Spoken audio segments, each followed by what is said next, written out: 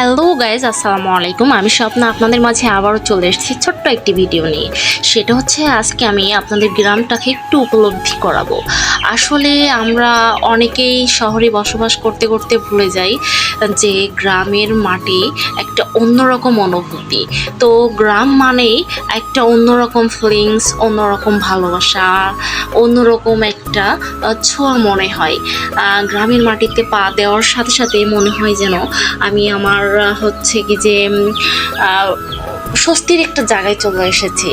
But শহরে কিন্তু এই জিনিসটা উপলব্ধি হয় না, কেননা শহরে আমরা চার দেওয়ালের ভিতরে বন্দি, কিন্তু গ্রামে তা না।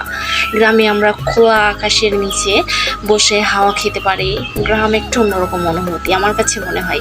তাই আজকে আমি বসে আমার মেয়েটাকে গ্রামের একটা সুন্দর মনোরম পরিবেশ দেখাইতেছি, আর নিচের জমিগুলাও দেখতেছি। বেশ ভালো লাগতেছিল আমার। তো আপনাদের কার কার গ্রামের হচ্ছে কি যে ছোঁয়া ভালো লাগে, গ্রামের মাটি ভালো লাগে, কমেন্টে জানাতে ভুলবেন না। কিন্তু আমার তো বেশ ভালো লাগে, আপনাদের মতামতটা আমি জানতে চাই।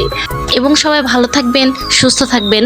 পরবর্তী ভিডিওতে আবার কথা হবে ইনশাআল্লাহ। আমার জন্য দোয়া করবেন, আমিও দোয়া করি আপনারা সবাই ভালো থাকেন।